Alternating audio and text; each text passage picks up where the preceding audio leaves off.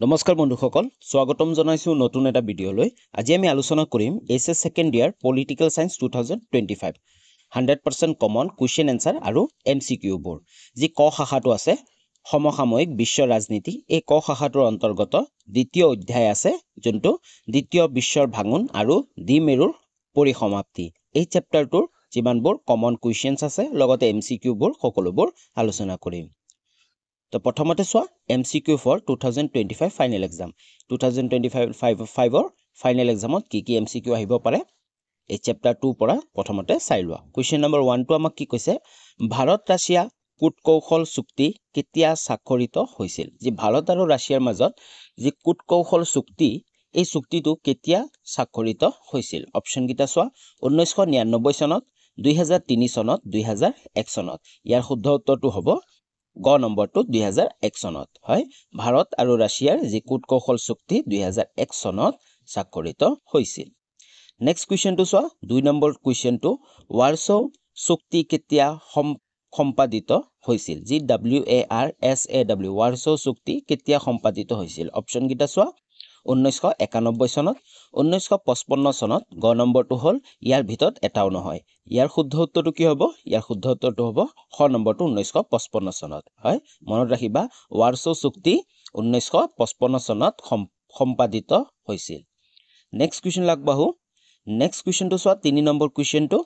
Soviet Union ভংগ হৈ কিমানখন ৰাষ্ট্ৰৰ সৃষ্টি হৈছিল যি সোভিয়েট ইউনিয়ন ভংগ হৈছিল ভংগ হোৱাৰ পিছত কিমানখন ৰাষ্ট্ৰৰ সৃষ্টি হৈছিল অপচন কিটা সোৱা 11খন 18খন আৰু 15খন তোমালোকে কমেন্ট কৰি জনাব পাৰা যে কোনটো শুদ্ধ উত্তৰটো হ'ব 11 18 নে 15 ওকে ইয়াৰ শুদ্ধ উত্তৰটো হ'ল খ নম্বৰ 18খন হয় সোভিয়েট ইউনিয়ন ভংগ হৈ 18খন নতুন ৰাষ্ট্ৰৰ সৃষ্টি হৈছিল নেক্সট কোৱেশ্চনটো সোৱা 4 নম্বৰ কোৱেশ্চনটো কেতিয়া পাৰমাণৱিক নিসম্প্ৰসাৰণ চুক্তি স্বাক্ষৰিত হৈছিল হয় কেতিয়া চনটো আমাক ক'ব দিছে অপচন কিটা সোৱা 1968 চনৰ 1 জুলাই 1968 চনৰ 18 জুলাই ইয়াৰ ভিতৰত এটাও নহয় ইয়াৰ শুদ্ধ উত্তৰটো হ'ব অপচন নম্বৰ কটো 1968 চনৰ 1 জুলাই হয় 1968 চনৰ 1 জুলাইত পাৰমাণৱিক নিসম্প্ৰসাৰণ চুক্তি স্বাক্ষৰিত হৈছিল ওকে নেক্সট কোৱেশ্চন লাগবাহু নেক্সট কোৱেশ্চনটো সোৱা 5 নম্বৰ কোৱেশ্চনটো আমাক কি কৈছে বাৰ্লিন দেৱাল কেতিয়া ভংগ কৰা হৈছিল হয় যি বাৰ্লিনৰ দেৱাল এইটো কেতিয়া ভংগ কৰা হৈছিল অপচন কিটা সোৱা 1989 চনত অপচন খ টো সোৱা 1979 চনত ইয়াৰ ভিতৰত এটাও নহয় ইয়াৰ শুদ্ধ উত্তৰটো হ'ব অপচন নম্বৰ ক টো 1989 চনত হয় বাৰ্লিন দেৱাল 1989 চনত ভংগ কৰা হৈছিল নেক্সট কোৱেশ্চনটো সোৱা 6 নম্বৰ কোৱেশ্চনটো উজবেকিস্তানৰ ৰাষ্ট্ৰপতি কিমান বছৰৰ বাবে নিৰ্বাচিত কৰা হৈছিল যি উজবেকিস্তান নতুন এটা ৰাষ্ট্ৰ হৈছিল এই উজবেকিস্তানৰ ৰাষ্ট্ৰপতি কিমান বছৰৰ বাবে নিৰ্বাচিত কৰা হৈছিল অপচন কিটা সোৱা 10 বছৰৰ বাবে 20 বছৰৰ বাবে ইয়াৰ ভিতৰত এটাও নহয় ইয়াৰ শুদ্ধ উত্তৰটো হ'ব অপচন নম্বৰ ক টো 10 বছৰৰ বাবে হয় উজবেকিস্তানৰ ৰাষ্ট্ৰপতি 10 বছৰৰ বাবে নিৰ্বাচিত কৰা হৈছিল নেক্সট কোৱেশ্চন লাগবাহু নেক্সট কোৱেশ্চনটো সোৱা 7 নম্বৰ কোৱেশ্চনটো মধ্য এছিয়া তাজিকিস্তানত কিমান বছৰ ধৰি গৃহযুদ্ধ চলিছিল যি তাজিকিস্তান আছিল এই তাজিকিস্তানৰ যি মধ্য এছিয়াৰ তাজিকিস্তান তাত কিমান বছৰ ধৰি গৃহযুদ্ধ চলিছিল অপচন কিটা সোৱা 10 বছৰ ধৰি 15 বছৰ ধৰি ইয়াৰ ভিতৰত এটাও নহয় ইয়াৰ শুদ্ধ উত্তৰটো হ'ব অপচন নম্বৰ ক টো 10 বছৰ ধৰি হয় 10 বছৰ ধৰি তাজিকিস্তানত গৃহযুদ্ধ চলিছিল নেক্সট কোৱেশ্চন লাগবাহু নেক্সট কোৱেশ্চনটো সোৱা 8 নম্বৰ কোৱেশ্চনটো আমাক কি কৈছে উজবেকিস্তান আদি ৰাষ্ট্ৰত ৰাষ্ট্ৰপতিক কিমান বছৰৰ বাবে ক্ষমতাত নিয়োগ কৰা হয় আমি আগতে পালো ইয়াৰ শুদ্ধ উত্তৰটো হ'ব 10 বছৰ উজবেকিস্তান আদি ৰাষ্ট্ৰত ৰাষ্ট্ৰপতিক কিমান বছৰৰ বাবে ক্ষমতাত নিয়োগ কৰা হয় 10 বছৰৰ কাৰণে ওকে নেক্সট কোৱেশ্চনটো সোৱা 9 নম্বৰ কোৱেশ্চনটো ৰাছিয়াই প্ৰায় কিমানখনৰো অধিক দ্বিপাক্ষিক চুক্তি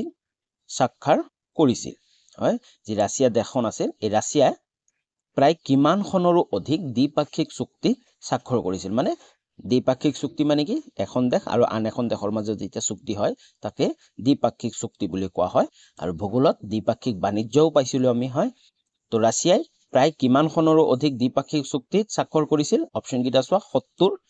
90খন 80খন ইয়াৰ শুদ্ধ উত্তৰটো কি হ'ব অপশ্যন নম্বৰ গ টো 80খনৰো অধিক ৰাষ্ট্ৰৰ লগত দ্বিপাক্ষিক চুক্তি স্বাক্ষৰ কৰিছিল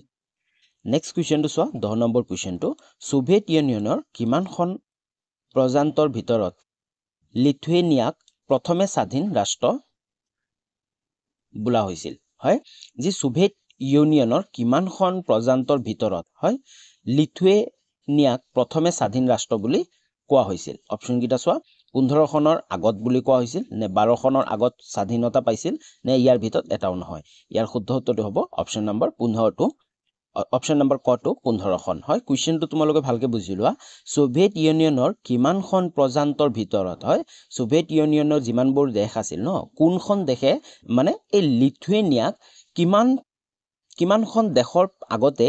স্বাধীনতা দিছিল হয় 15খন দেশৰ আগতে স্বাধীন ৰাষ্ট্ৰ হৈছিল বুজি পালা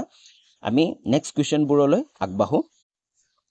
নেক্সট কুৱেশ্যনবোৰ চোৱা নেক্সট কুৱেশ্যনবোৰ হ'ল কুৱেশ্যন এনসাৰ ফৰ 2025 হয় আমি এমসিকিউবোৰ আলোচনা কৰিলো এতিয়া আমি যিমানবোৰ কমন কুৱেশ্যন এনসাৰ আছে সকলোবোৰ আলোচনা কৰিম কুৱেশ্যন নম্বৰ 1 টো চোৱা বাৰ্লিনৰ দেৱালখন কিহৰ ওপৰত ভিত্তি কৰি প্ৰস্তুত কৰা হৈছিল হয় যি বাৰ্লিনৰ দেৱালখন কিহৰ ওপৰত ভিত্তি কৰি প্ৰস্তুত কৰা হৈছিল উত্তৰটো চোৱা শীতল যুদ্ধৰ ওপৰত ভিত্তি কৰি বাৰ্লিনৰ দেৱালখন প্ৰস্তুত কৰা হৈছিল হয় এই বাৰ্লিনৰ দেৱালখন শীতল যুদ্ধৰ ওপৰত ভিত্তি কৰিয়ে প্ৰস্তুত কৰা হৈছিল নেক্সট কুৱেশ্যনটো চোৱা 2 নম্বৰ কুৱেশ্যনটো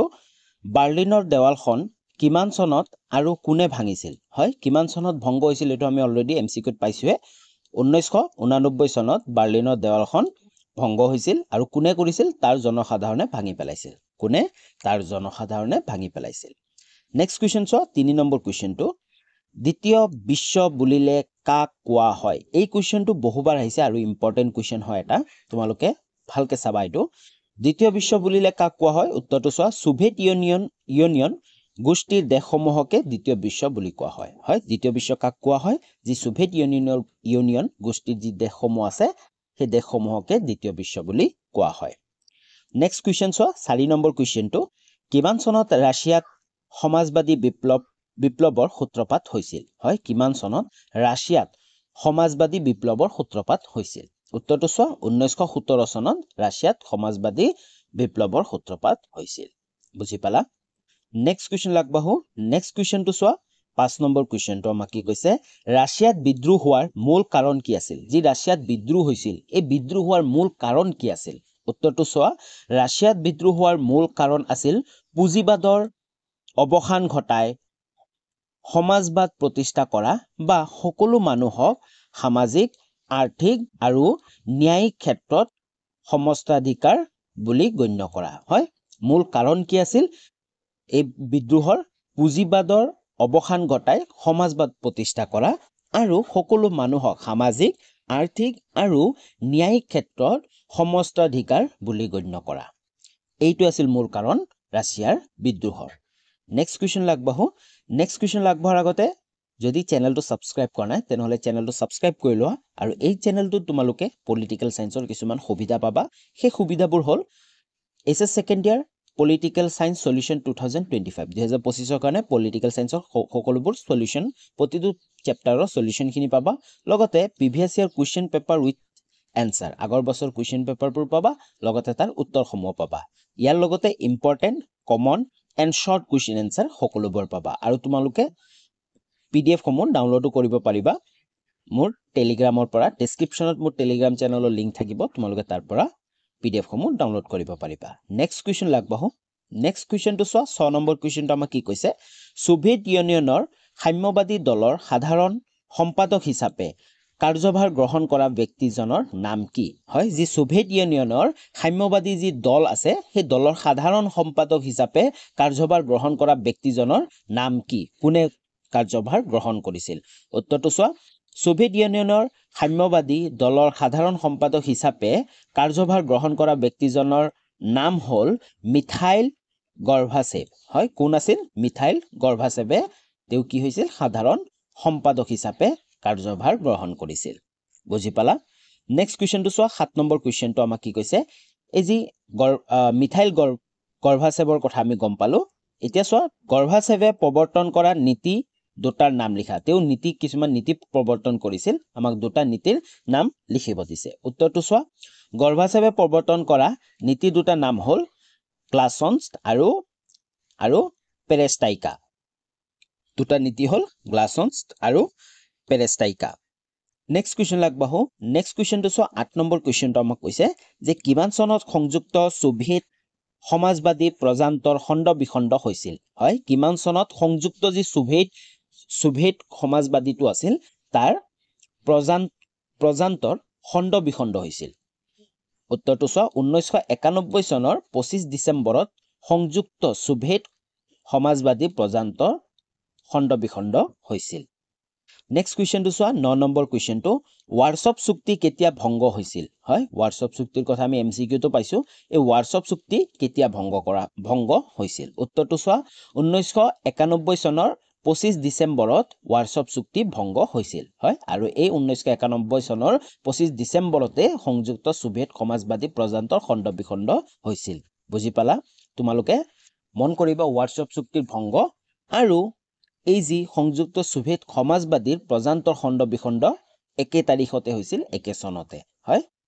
নেক্সট কুৱেশ্যনটো চোৱা 10 নম্বৰ কুৱেশ্যনটো আমাক কি কৈছে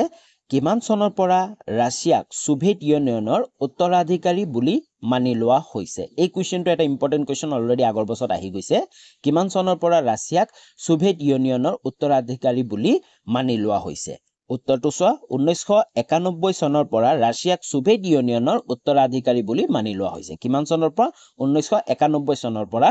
ৰাছিয়াক সোভিয়েট ইউনিয়নৰ উত্তৰাধিকাৰী বুলি মানি লোৱা হৈছে বুজি পালা নেক্সট কুৱেশ্যনটো চোৱা 11 নম্বৰ কুৱেশ্যনটো আমাক কি কৈছে সোভিয়েট ইউনিয়ন খণ্ড বিখণ্ড হোৱাৰ প্ৰধান কাৰণ কি আছিল হয় এই সোভিয়েট ইউনিয়ন যে খণ্ড বিখণ্ড হৈ বহুত কেইখন দেশৰ সৃষ্টি হৈছিল